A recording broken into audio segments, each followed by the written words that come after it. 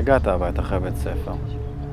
כשאני נכנס מהדלת, אני רואה חבל תלוי מהתקרה. גז דלוק, אש.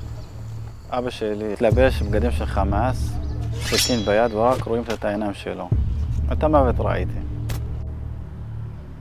אני רואה את הפנים של הנרצחים, של הנחטפים.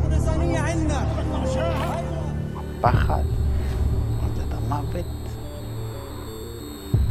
ומסתכלים על הפנים של הרוצחים, הפנים האלו אני מכיר אותם.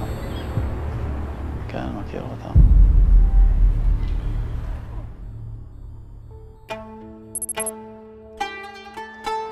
קוראים לי דור שחר, בן 46, מראשון לציון, לשעבר איימן אבו צובח, מרצועת עזה, בח'אן יונס, פלסטינאי מוסלמי.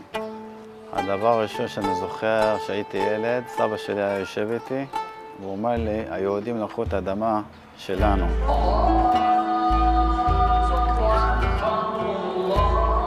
זה המסגד. כל שישי, שייך, נותן שיעור שלו, להרוג יהודים.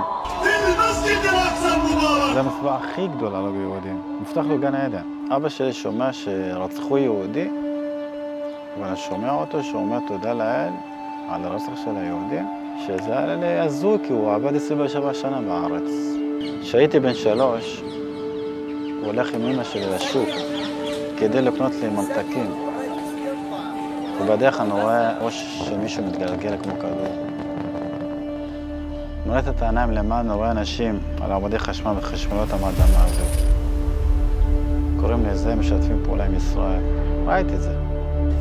כשהתחלתי ללמוד בבית הספר, נכנס מורה עם חליפה ועניבה, נראה שהוא מכובד. וזה התחיל כך, שיהודים רוצחים, ילדים, נשים, גברים וזקנים. היהודים לקחו את האדמה של הסבא שלכם. כל הארץ היא פלסטין. וכל התלמידים קופצים ואומרים אללהו אכבר, אטבח אל-יהוד, שזה אומר בשם אלוהים גדול, לשחוט את היהודים. אני באותו רגע לא הרגשתי טוב. ביקשתי מהמורה לצאת החוצה לשטוף פנים, כי אני לא מרגיש טוב. מיד חטפתי סטירה. בורח לכיוון הים. והיה בח'אן יונס, היה שם בסיס של הצבא. הייתי יושב שם ליד. ואז כשאני פוגש את החיילים שמגיעים לשטחים ומשחקים אותנו כדורגל, מקבל סוכריה מהחיילים. ואני לוקח את העטיפה ורץ הביתה לאבא שלי. הוא אומר לאבא, תביא לי סוכריות כאלו, אני רוצה. הוא אומר לי, מאיפה קיבלת? אמרתי, הוא מיהודים. הוא קם בזעם בעצבים ואיים עליי, שאני לא אקח שוב. ואז ראיתי גם אנשים שהם יהודים באים מישראל לח'אן יונס, לעזה, לשוק, כדי לקנות דברים, כי שם יותר זול מהארץ. ונורא התחברתי אליהם. כל יום הייתי הולך ושב ליד הבסיס. ואז בגיל 12.5, הילד הלא מוצלח ולא יוצא ממנו כלום.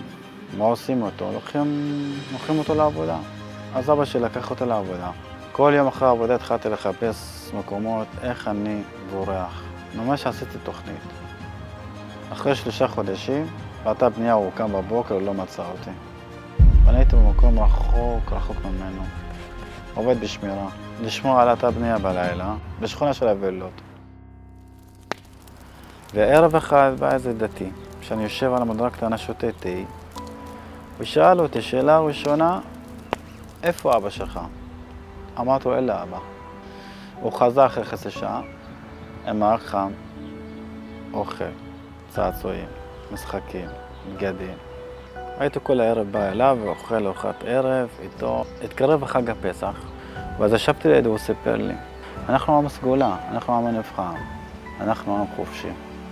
אני לא יודע עברית, אבל מה שיצא לי מהפה בעברית, אני רוצה להיות יהודי. זה משהו בנשמה.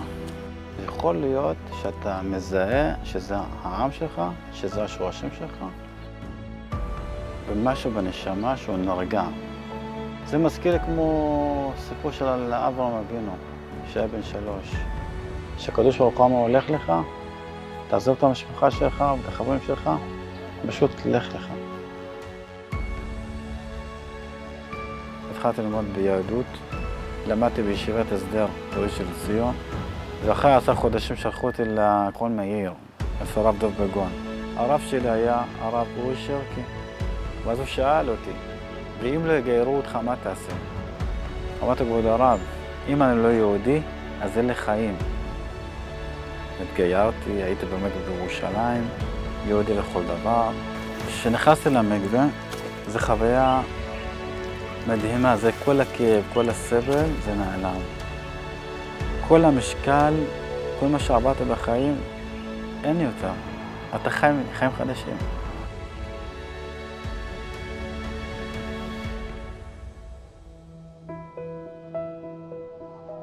החלום שלי והתפילה שלי, שיהיה אהבה בינינו, בין היהודים. שלום. מה שקרה בעוטף עזה, לא הייתי מופתע כי אני מכיר אותם. כאב לי נורא, בכי, כל יום. כי היה לנו נתק, שנאה, היה בינינו בלוג. ואז במקום כזה, הקדוש ברוך הוא בחיים הוא לא יכול להיות שם. הקדוש ברוך הוא נמצא במקום של אהבה, של ביחד. שיש אהבה ושלום, יש הכל.